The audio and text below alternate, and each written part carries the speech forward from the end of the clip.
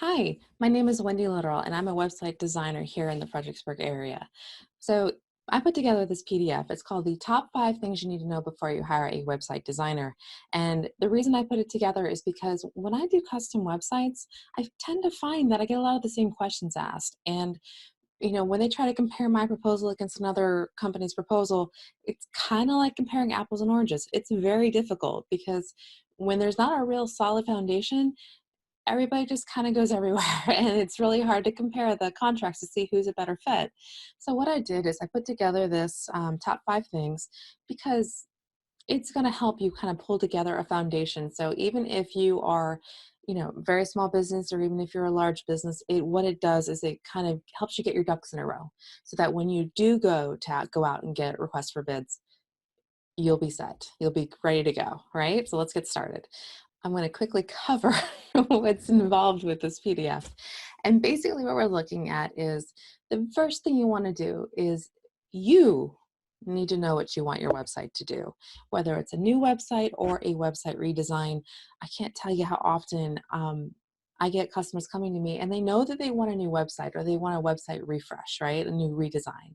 They want to update it. Maybe it's not mobile friendly, but they don't really know what the purpose of their website is. And a purpose of a website can range from a multitude of things, and it may seem obvious, but it could be anything from just wanting an online business card, just because you want a website because you feel like you have to have a website. Um, or you could go into wanting an e-commerce store, or you could want you want to update your website so it's mobile friendly or mobile first. It kind of depends on what your goal is. Is your goal to get website leads, or is it just your website's 10 years old and it just looks terrible and you want a new one, which is a legitimate reason to want a website redesign. But you need to know what it is you're trying to achieve so that you know when you get there. And that's goals that you've heard for anything. And it's true for websites. But the reason that you, as the client, want to know that is because you want to know if you are successful. Because if you have a goal, you'll be able to achieve it. And you'll be able to write that up in a report later if you need to, So it's important to know, what do you want your website to do, and keep it simple, because you're bringing in outside forces here. And websites are living documents. So they change constantly. They're always doing new things. So if you have an initial phase one, for example, it doesn't mean you can't add all these other things to it later on. But for this first thing where you're trying to set up a relationship to work with somebody, just keep it simple, keep it organized. And a good designer worth their salt will tell you if something is just getting way too convoluted, and will help you keep things organized so that you can actually achieve the end result. And the redesign just doesn't go on for 5 years. You'll have an actual beginning, middle, and an end. And so that being said, know where you're at so you know where you're going. And that may seem obvious, but I can't tell you how many people don't know what their site stats are. You need to know how many people are coming to your site. You need to know what your current demographic looks like. What do those people look like that come to your site? What are their age ranges? Where are they living? Like, these are important things to know, so you know who your target customer is. So that's one thing. And then you also need to know who's actually coming to your site, because they may not be the same thing. And then you also need to know who your ideal customer is and who you're going for. So, your target customer is one thing, and your current customer may not be the same thing. And if you're trying to manipulate that, trying to like maybe go towards, more lucrative clients, that's great. But you need to know that. You need to have that written down and identified. And then know where you're at currently. If you don't know your current site stats, call your hosting company, because more than likely they have some kind of basic site system set up. Because if you don't know, you probably don't have Google Analytics installed. So if you don't know, call your hosting company and ask them where you can find your site stats. And usually they will have something, even if it's primitive, to kind of help you know how your site's been doing. And then the third thing, you want to make sure, I'm sorry, my daughter's coughing in the background. Make sure your content if you've got new content, or even if you're using the current content, but you need to update some things, like maybe some team members have left on your about page or something like that, know that before you go. And the reason I say that is because when you are hiring designers, they need to know what needs to be done. And if the you may be thinking, oh, well, we're just going to update a few things, how complicated could that be? It can get pretty complicated pretty fast. So what you want to do is make sure your content is 99% ready to roll. Like, you know, everyone understands last minute changes, but if you have to do some extensive content updates, the designer needs to know, because we need to be able to lay out that page and we need to be able to give you an accurate quote for how long it's going to take us to do that page. And then any other random updates you might have throughout the site, like if you need a new contact page, or if you want to add a map, or if those kinds of things.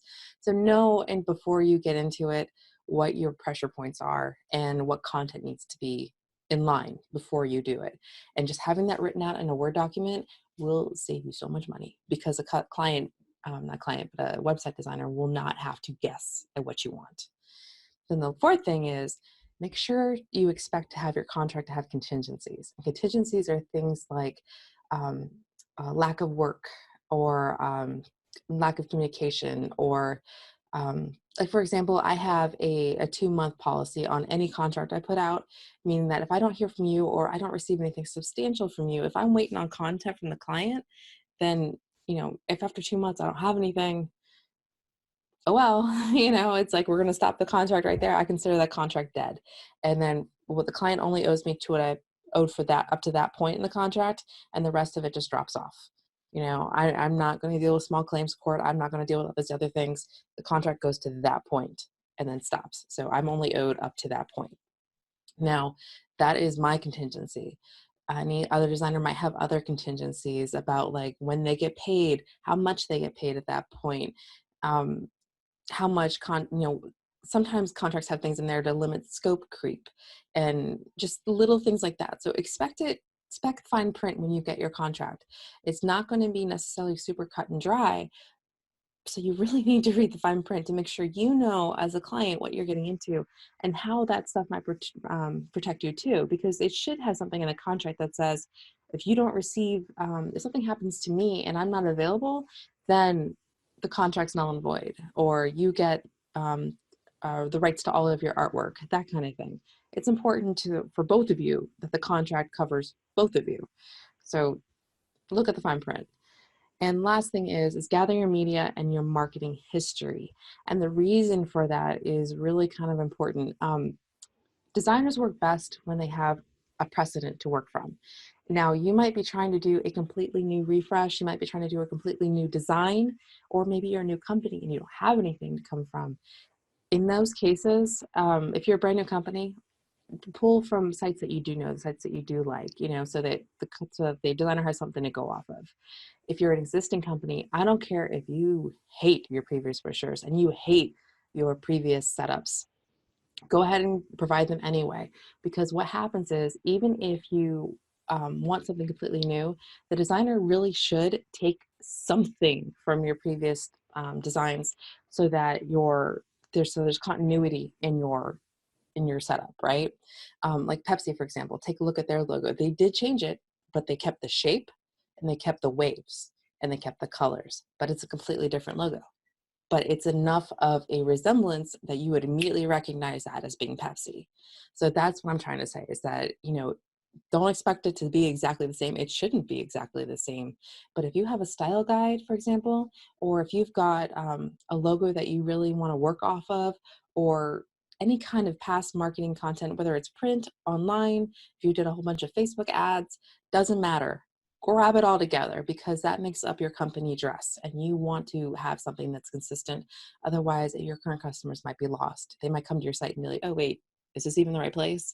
And you do not want that with your clients. So that's everything that this PDF covers. It is a short PDF. It's only 3 pages. It probably will get expanded in the future, but I hope you enjoy it. I put a lot of effort into it, and I think you're going to be able to build a really good foundation with this. And if you have any questions, just give me a shout. That's it. I'll talk to you guys later. Enjoy the PDF. Thanks. Bye.